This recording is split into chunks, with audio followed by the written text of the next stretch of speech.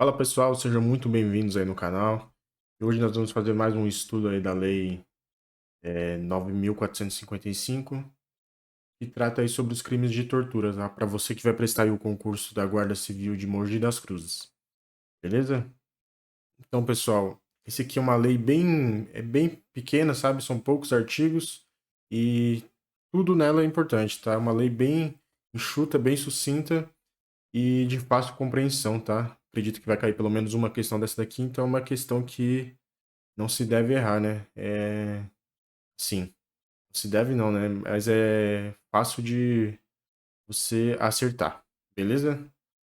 Então, o que que é aí o crime de tortura, né? No caso, a nossa Constituição, ela prevê aí, né, no seu artigo 5º, no inciso 3º, ó, ninguém será submetido à tortura nem a tratamento desumano ou degradante.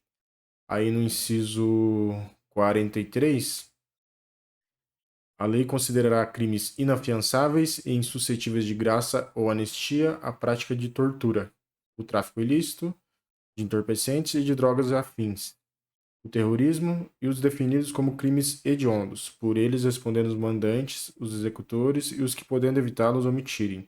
Então aqui, né, a lei considerará crimes inafiançáveis e insuscetíveis de graça ou anistia a prática de tortura, tá? Então a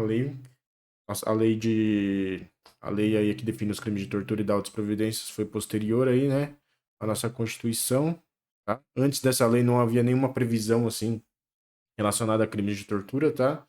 Foi somente então após essa lei aqui, tá?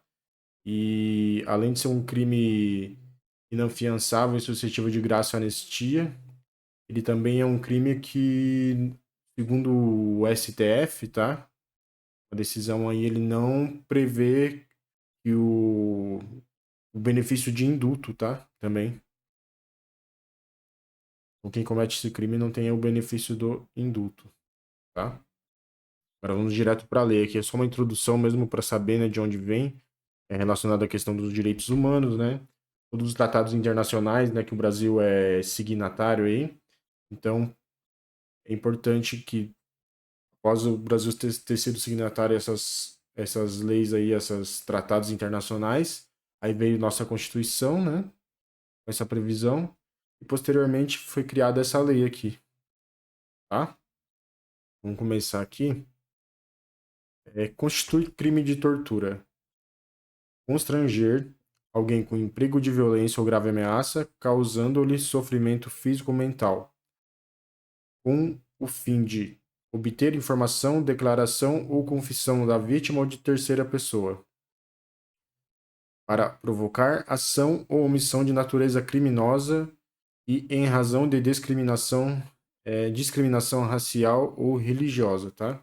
Então, pessoal, é importante que vocês saibam que ela prevê uma acumulação aqui de ações, né? Ela prevê os meios, né?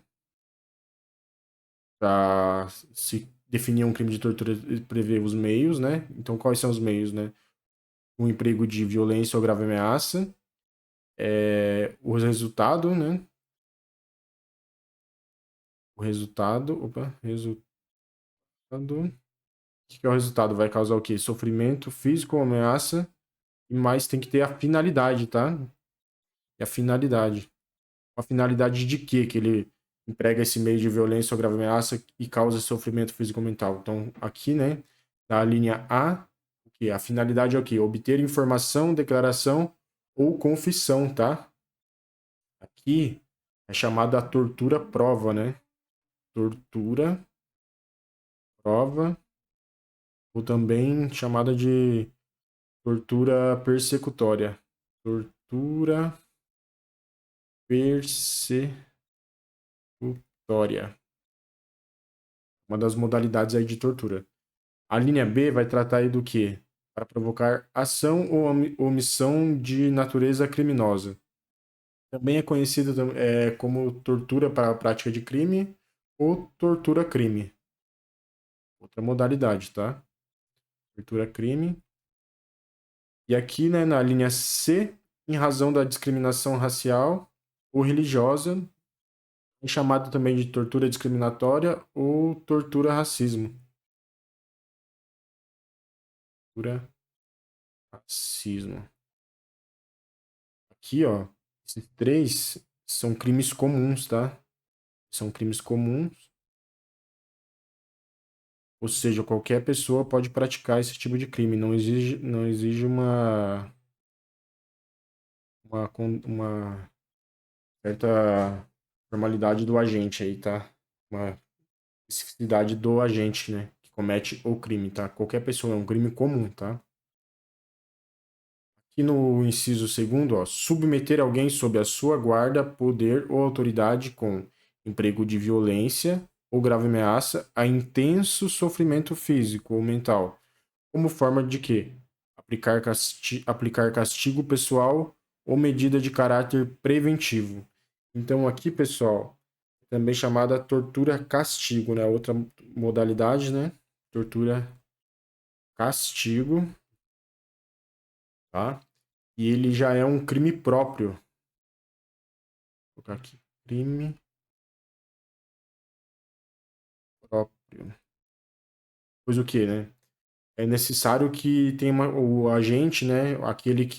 O sujeito ativo, ele tem uma condição especial, né? Ou seja, ele tem a guarda, poder ou autoridade do sujeito passivo, no caso que vai sofrer aí essa crime de tortura, tá? E também o sujeito passivo, né, que vai sofrer essa tortura, tem essa condição especial de o quê? Ser guardado ou estar sob o poder ou sob a autoridade de quem vai cometer o crime, tá? Por isso é um crime próprio, tá? Então exige a condição especial do agente, né? Ou do agente do sujeito passivo ou do sujeito ativo, beleza? Um exemplo para vocês seria no caso, vamos supor, o agente penitenciário que tortura lá o preso, tá?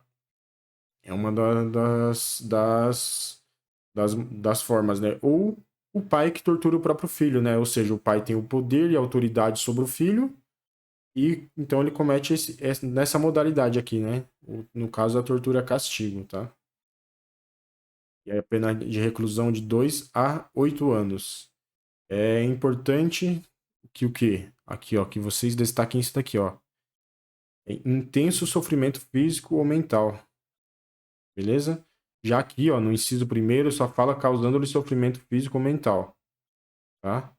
E aqui já fala da questão de ser intenso sofrimento físico ou mental, beleza? Agora aqui nós temos no parágrafo primeiro, né? O parágrafo primeiro trata aí o quê?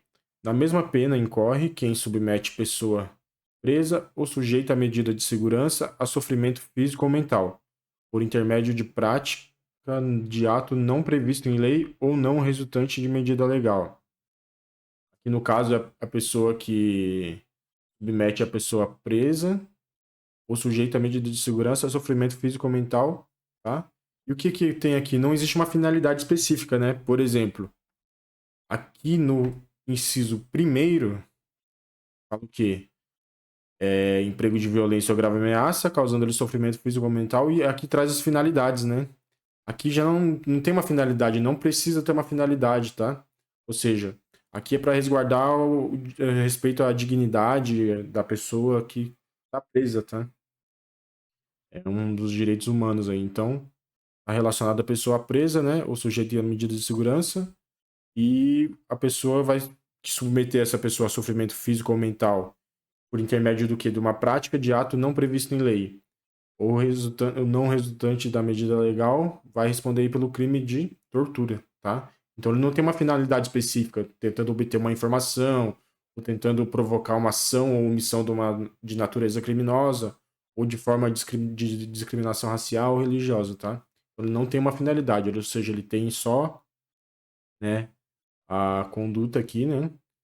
Submeter a pessoa presa ou sujeita a medida de segurança a sofrimento físico ou mental, tá? Agora, no parágrafo segundo, vai tratar no caso aí da conduta omissiva, né? Aquele que se omite em face dessas condutas, ou seja, de todas essas condutas anteriores que nós falamos, quando, ó, tinha o dever, tá? tinha o dever de evitá-las ou apurá-las, incorre na pena de detenção de 1 a 4 anos, né? Aqui, pessoal, a pessoa tem que ter o dever, tá? É até uma coisa que é debatida, né? Que o pessoal queria que... E aquela pessoa que tinha a possibilidade de evitar isso, mas não age, né? Ou se omite. Não responde, tá? Por exemplo, ela tinha a possibilidade, mas não tem o dever. É diferente, né? A pessoa que tem o dever, então vai responder aí pelo crime de omissão, né? Relacionado às condutas e vai ser aí incorrer na pena de detenção de 1 a 4 anos, tá? Então fique atento a isso, tá? É somente tinha o dever e não traz a questão de uma pessoa que tinha a possibilidade, né? Aqui já no inciso... No inciso não, desculpa. O parágrafo terceiro vai trazer a questão do que? Da tortura na questão na forma qualificada. Que é o quê? Se dessa tortura resulta o quê? Lesão corporal de natureza grave ou gravíssima. A pena é de reclusão de 4 a 10 anos. E se resulta morte, a reclusão é de 8 a 16 anos, tá? Lembrando, pessoal, aqui, ó, só natureza grave ou gravíssima. Se for lesão corporal de natureza leve, já não tem essa previsão. E eu trouxe aqui para vocês, né, que vai cair na prova de vocês também, né, na parte do Código Penal, a questão da lesão corporal, tá? Nós vamos ver aqui, ó, o que vem a ser a lesão corporal de natureza grave e gravíssima. A diferença, tá? Vou mostrar aqui para vocês como cair na prova de vocês, tanto na parte do Código Penal ou na questão aqui da lei de antitortura, né? Você já vai estar perto, já vai estar sabendo. Então, a lesão corporal de natureza grave, ou seja, é ofender a integridade corporal ou a saúde de outrem, é questão de lesão corporal, né? E se resultar o quê? Incapacidade para as ocupações habituais por mais de 30 dias, perigo de vida, debilidade permanente de membro, sentido ou função e causar aceleração de parto, então vai ser aí uma lesão corporal de natureza grave. Já no parágrafo 2º, lembrando que aqui é o Código Penal, tá, pessoal? Parágrafo 2º, aqui já traz a questão da natureza de natureza gravíssima, tá? Não tá descrito, mas já é o que é, entendeu? É natureza gravíssima. Resulta o quê? Incapacidade permanente para o trabalho, ó, a diferença. Aqui na grave, é incapacidade para as ocupações habituais por mais de 30 dias. Aqui, ó, gera incapacidade permanente para o trabalho. A palavra que você tem que lembrar é permanente, tá? Porém, muita gente vai mostrar alguma coisa que o pessoal confunde, tá? Aqui, ó, enfermidade incurável. Então é uma coisa que não tem volta, né? Incurável, incapacidade permanente. Lembre sempre uma coisa que não tem mais o que fazer, né? Se é permanente, não tem mais o que fazer. Então, tem incapacidade permanente para o trabalho, uma enfermidade incurável, a perda do membro ou inutilização do membro, sentido ou função. Aqui que o pessoal confunde, tá? Que nas bancas costumam cair. Aqui na gravíssima, você vai perder o membro, ou seja, o cara perdeu o braço, sentido ali, ou a função de um membro, tá? Já aqui, é uma debilidade só, né? No caso, assim, não causa perda ou fica inutilizável, mas fica uma forma debilitada, tá? Por exemplo, ficou meio debilitado o braço, o cara não tem ali força total da mão, entendeu? Já aqui não, na natureza grave, aí eu tô falando da grave, né? Na natureza gravíssima vai ter a perda ou inutilização, ou seja, fica inutilizável, tá? O membro, ou sentido ou a função, beleza? Outra coisa aqui é deformidade permanente e aqui causando aborto, beleza? Então é importante vocês lembrarem aqui que é questão de permanente, ó. Sempre vai estar uma coisa permanente na lesão corporal de natureza gravíssima, beleza? Para não confundir aí, né? Porque na grave fala debilidade permanente, tá? Debilidade, ou seja, é só não chega a ter uma perda ou inutilização do membro, beleza? É a pena de reclusão de 2 a 8 anos, tá? Agora vamos voltar aqui para a lei antitortura, né? Trata dos crimes de tortura. Parágrafo 4º. Aumenta-se a pena de 1/6 até 1/3. Então, aqui, se o crime é cometido por agente público, Se o crime é cometido contra criança, gestante, portador de deficiência, adolescente ou maior de 60 anos. Se o crime é cometido mediante sequestro. Tá? Aqui você tem que lembrar que a pessoa não responderá por sequestro se ela exerce a liberdade da pessoa a fim de cometer o crime de tortura, tá? Já, no caso, ela responderá por sequestro se durante lá o sequestro, né, ou seja, a finalidade dela foi sequestrar e lá durante o processo do sequestro lá ocorre a tortura, beleza? Ela vai responder por sequestro e pelo crime de tortura. Já que não, se ela exerce somente a liberdade da pessoa, mas tem a finalidade de torturar, ela responderá pelo crime de tortura apenas, beleza? Parágrafo 5º. A condenação acarretará a perda do cargo, função ou emprego público e a interdição para seu exercício pelo dobro do prazo da pena aplicada. Aqui em relação a quem é agente público. E aqui vai trazer o quê? O crime de tortura é inafiançável, insuscetível de graça e anistia e, como eu disse aí, não cabe indulto também, tá? Por decisão aí do STF, beleza? Decisão aí do STF, uma jurisprudência que não cabe indulto. Parágrafo 7º. O condenado por crime previsto nessa lei, salvo a hipótese do parágrafo 2º, iniciará o cumprimento de pena em regime fechado. Também tem um entendimento, tá, pessoal? Uma jurisprudência aí do STJ, tá? Que é do STJ, que não é obrigatório iniciar em regime fechado, tá? No concurso de vocês aí da Guarda Municipal de Mogi das Cruzes, né? No início do conteúdo programático, também pode cobrar questões de jurisprudência, tá? Então, esse entendimento aqui já não cabe mais, né? Ou seja, não é obrigatório iniciar o cumprimento da pena em regime fechado. E aqui no artigo 2º traz o quê? O disposto nessa lei aplica-se quando o crime não tenha sido cometido, ainda que o crime não tenha sido cometido em território nacional, sendo a vítima brasileira ou encontrando-se o agente em local sob jurisdição brasileira. Então, pessoal, aqui se a vítima for brasileira e tiver fora do território nacional, vai ser aplicada essa lei, tá? A lei de tortura. Ou se o agente encontra-se em local de jurisdição brasileira, né? Então, independente do agente ser de qualquer outro lugar, vai ser aplicada aí também essa lei. E aqui, né, artigo 3º, essa lei tem vigor na data de sua publicação. Então é isso, pessoal, uma lei bem curtinha, né? São dois artigos aqui praticamente, os outros são só questões aí. E assim, é bem fácil de você lembrar, tá? Com certeza vai cair uma questão disso daqui, então estudem isso daqui. E é isso, pessoal. Agradeço vocês. Uma coisa que eu queria mostrar também, queria falar para vocês. Muita gente tem me chamado lá no Instagram e falado assim, que tem dificuldade de estudar, sabe? Não é relacionado a como vai começar a estudar, começa a estudar e fica sempre pegando o mesmo assunto ou perde mais tempo procurando o que vai estudar do que de fato estudando, tá? O que eu queria trazer para vocês, né? Eu criei aqui, ó, esse cronograma, tá? Um cronograma para o concurso da Guarda Civil de Mogi das Cruzes, tá? Vou mostrar aqui para vocês. Ele é um cronograma aí de 11 dias. Com 11 dias, se você tiver de 2 a 3 horas por dia, você consegue bater todo o edital, tá?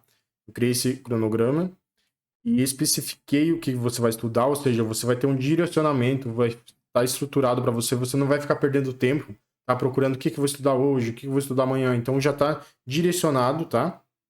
Em toda a matéria, toda a parte da legislação e todas as disciplinas de conhecimentos gerais, né? Ou seja, de língua portuguesa, matemática, tá? Aí aqui no dia, ó, eu separei certinho no dia o que você tem que estudar, o que você deve se atentar. Por exemplo, aqui no primeiro dia, estude a teoria de leitura e interpretação de diversos tipos de textos literários ou não. Atenção, atente-se para a não extrapolação dos textos, já que se você tiver uma boa base, resolva 15 questões. Matemática, estude as situações, problemas, tal. Constituição Federal, faça a leitura dos artigos 1 ao 5º e do artigo 144, né? Aqui você vai colocar a data que você estudou, vai anotar aqui quais foram as suas dificuldades para você retornar depois e repassar isso, tá? Então aqui, ó, No primeiro dia você vai fazer a leitura de toda a legislação do Estatuto Geral das Guardas Municipais e trouxe aqui os principais artigos para você se atentar. Tá? Então vai ser um cronograma para você se organizar e te direcionar da melhor forma para você obter o melhor resultado, beleza? Pessoal, então coloquei aqui, ó, tem de tudo aqui, tá? São 11 dias e se você dispor de menos tempo, você pode dividir em dois, vai passar todo o edital, tá? Em 22 dias. Enfim, nós temos aí 2 meses para a prova, então dá para você passar aí no mínimo 4 vezes, tá? Pelo edital. Aqui, tudo, ó, separadinho. A cada dia você está estudando, você consegue anotar, você consegue imprimir isso daqui, tá? Deixei aqui e aqui, ó, um direcionamento aqui eu deixei no final, né? Como utilizar esse cronograma? Para acompanhar o que está previsto em cada dia de estudo, você deve ter de 2 a 3 horas de estudo diário. Nele você vai estudar as 4 disciplinas por dia. Mas se você dispuser de menos tempo, você pode fazer 2 disciplinas por dia, tá? Você vai repassar toda a questão da língua portuguesa a cada 8 dias, você vai repassar questões de matemática toda a cada 7 dias, o Código Penal você vai revisar a cada 9 dias, e as demais leis você vai revisar a cada 3 dias ou 4 dias. Ou seja, eu organizei para você de forma... Pessoal, isso daqui, ó, é fazer o que tá aqui e passar, pessoal. Não tem jeito, tá? Se você seguir o que tá aqui, é passar. Aí como você vai estudar, tá? Deixei aqui certinho para vocês. Se você está começando a estudar agora, eu organizei como você vai fazer. Você vai estudar certo tempo e descansar certo tempo. Se você já tem mais facilidades, vai estudar certo tempo e descansar um tempo maior. Se você já está habituado, né, uma forma, como você vai proceder nas suas pausas, tá? E aqui algumas questões para você seguir, beleza? Quem quiser adquirir aí, tá, pessoal? Vai estar aqui esse material, beleza? E é isso, pessoal. Vou deixar o link aí na descrição. Agradeço vocês por estar acompanhando o canal. Muito obrigado de verdade, pessoal. Fico muito feliz. O canal ter crescido mais do que eu esperava, mais rápido do que eu imaginei.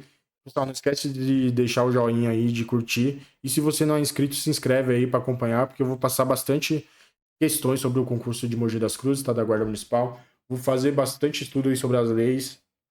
E mais próximo lá, vou fazer, como eu fiz o de Sorocaba, muita gente pegou lá o simulado, vou fazer também simulado, beleza? Então não esquece de se inscrever e deixar o seu joinha aí, pessoal. Beleza? Muito obrigado e na descrição eu vou deixar o link aqui desse material. Obrigado e até o próximo vídeo.